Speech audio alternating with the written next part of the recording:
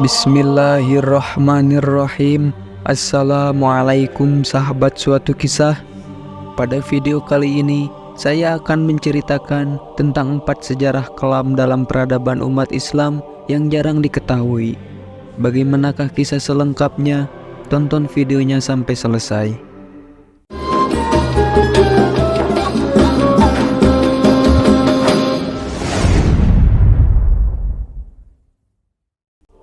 Dinamika sejarah peradaban Islam memang cukuplah menarik untuk dipelajari.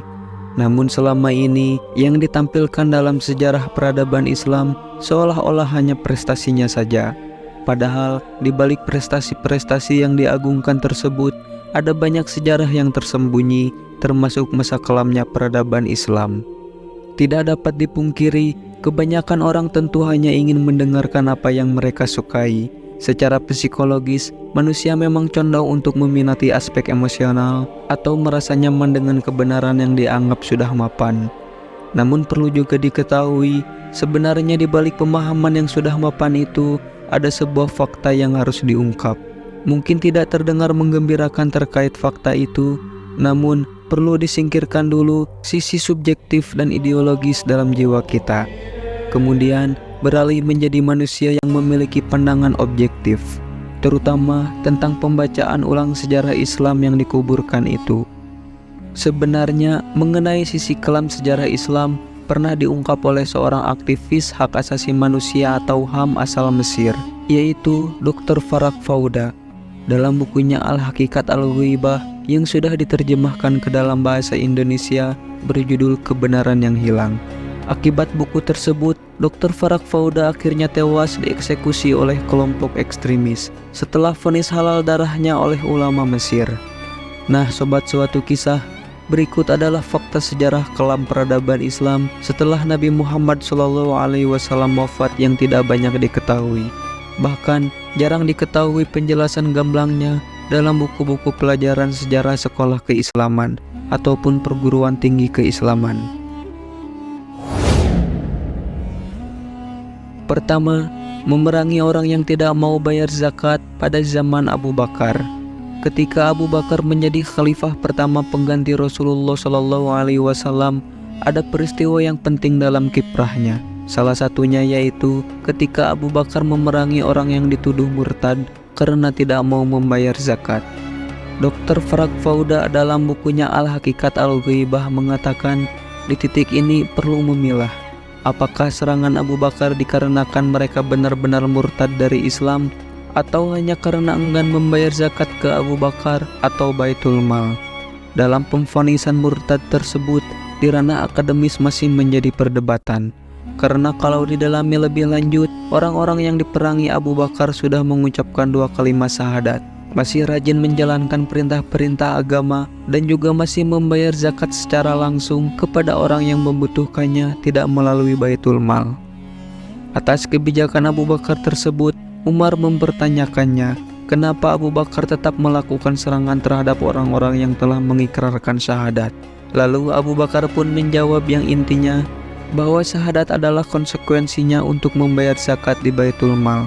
Sementara bagi Umar, ketika mempertanyakan kebijakan Abu Bakar, ia sebetulnya teringat sebuah hadis Nabi yang mengatakan bahwa seorang muslim tidak boleh dibunuh kecuali 3 alasan, yaitu berzina setelah berumah tangga, murtad setelah beriman, atau dikisos setelah melakukan pembunuhan tanpa alasan yang dapat dibenarkan.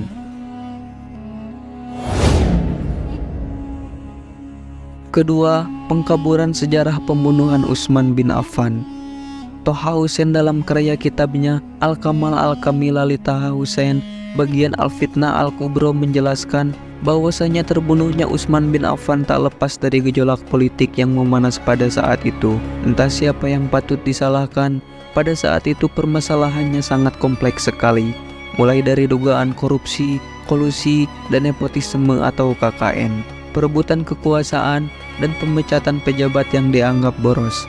Sementara itu, Abdurrahman bin Auf yang merupakan sahabat Nabi sekaligus sahabat Utsman bin Affan justru mendukung golongan pemberontak untuk mengkudeta Utsman. Ia berkata, "Kalau engkau berkenan, silahkan angkat senjata. aku pun juga akan mengangkat senjata. Utsman telah mengambil kembali apa yang telah ia berikan kepadaku. Bahkan Tolha juga memprovokasi pemberontakan terhadap Baitul Mal. Ia tidak setuju atas kebijakan Utsman yang menurutnya super pelit dalam mengeluarkan dana. Sampai-sampai pejabat yang dinilainya boros tidak tanggung-tanggung langsung dipecat Utsman secara seketika. Pemberadaan tersebut berakibat pada dibuka kembalinya Baitul Mal dan harta di dalamnya dibagi-bagikan. Tidak lama kemudian, tidak menunggu berbulan-bulan, Utsman pun terbunuh. Pemakamannya pun begitu sulit karena ribuan pihak oposisi telah menguasai Madinah, sehingga baru beberapa hari berjalan jasad Utsman baru bisa dikebumikan. Setelah kejadian itu, anehnya Tolha justru tampil sebagai orang yang menuntut balas kematian Utsman bin Affan dalam kelompok tentara Aisyah pada saat melawan pemerintahan Ali bin Abi Thalib. Akhirnya Tolha pun terbunuh di medan peperangan.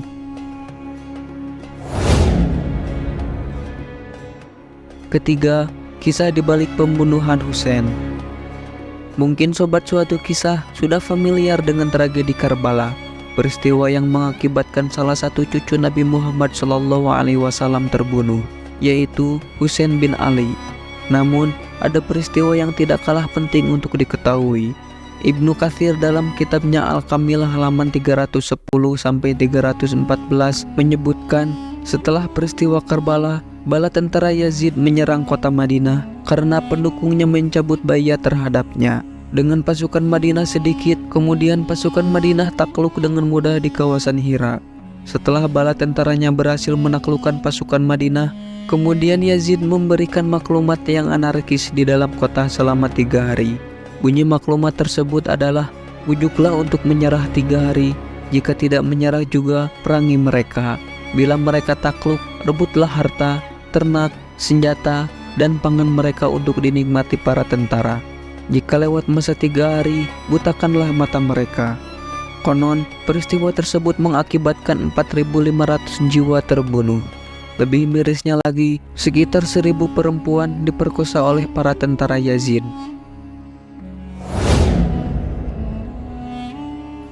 Keempat, dendam klasik Bani Muawiyah saat Perang Badar.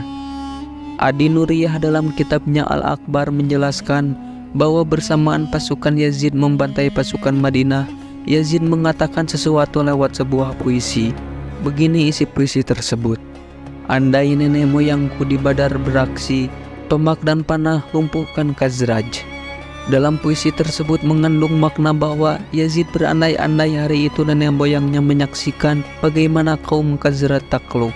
Tentu nenek moyang Yazid adalah Bani Umayyah, musuh kaum Khazraj pada saat Perang Badar. Puisi tersebut sangat jelas bahwa Yazid masih ada dendam yang terpendam terhadap warga Madinah, terutama Bani Khazraj, yang merupakan suku terbesar dari kalangan Ansor.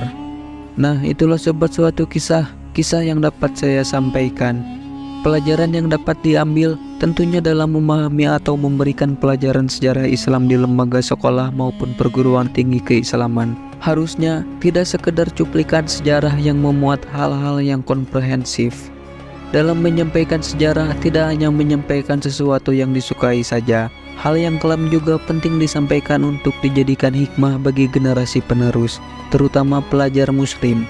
Harapannya konflik-konflik masa lalu yang mengatasnamakan agama tidak terulang kembali. Tentu masih banyak lagi sejarah yang masih tersembunyi dalam zaman tersebut. Semoga apa yang saya sampaikan bermanfaat dan bisa menjadi pembelajaran bagi kita semua.